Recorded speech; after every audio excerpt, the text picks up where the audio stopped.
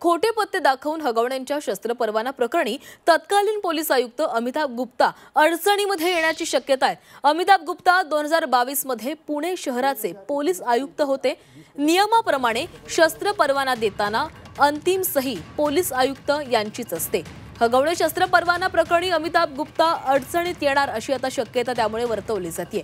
अमिताभ गुप्ता हे 2022 मध्ये पुणे शहर पोलीस आयुक्त होते आणि शस्त्र परवाना देताना अंतिम सही ही पोलीस आयुक्तांचीच असावी लागते।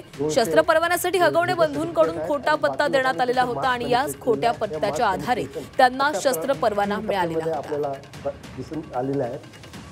तर या संपूर्ण प्रकरणामुळे अमिताभ गुप्ता हे अडचणीमध्ये येण्याची शक्यता आहे, कारण ज्या वेळेस हगवणे बंधूंना हा शस्त्र परवाना मिळालेला होता त्याच वेळेस अमिताभ गुप्ता हे पुणे शहर पोलीस आयुक्त होते। आणि या संदर्भात अधिक बोलूयात, आमचे प्रतिनिधी चंद्रकांत फुंदे आपल्यासोबत जोडले गेलेले आहेत। चंद्रकांत, आता हगवणे बंधूंच्या शस्त्र परवान्यावरून अमिताभ गुप्ता अडचणीमध्ये येण्याची शक्यता आहे।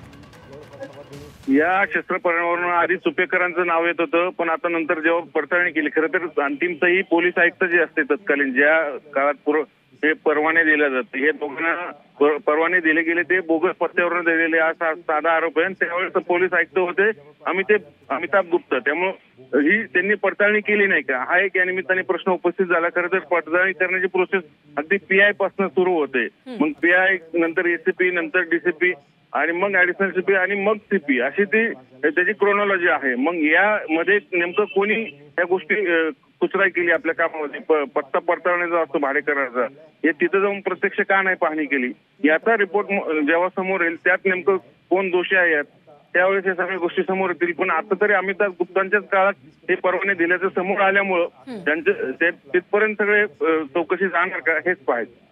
नक्कीच, धन्यवाद चंद्रकांत तुम्ही दिलेल्या सविस्तर माहितीसाठी। तर आता या संदर्भात चौकशी देखील केली जाईल आणि त्यामुळे अमिताभ गुप्ता यांच्या संदर्भामध्ये काही पुढील निर्णय येतोय का किंवा त्यांच्यावर काही कारवाई होते का किंवा काही चौकशी बसतीये का हे देखील पाहावं लागणार आहे। आणि बाकी लोकांनी त्यांचे मार्क्स मॅनिप्युलेट केलेले आहे।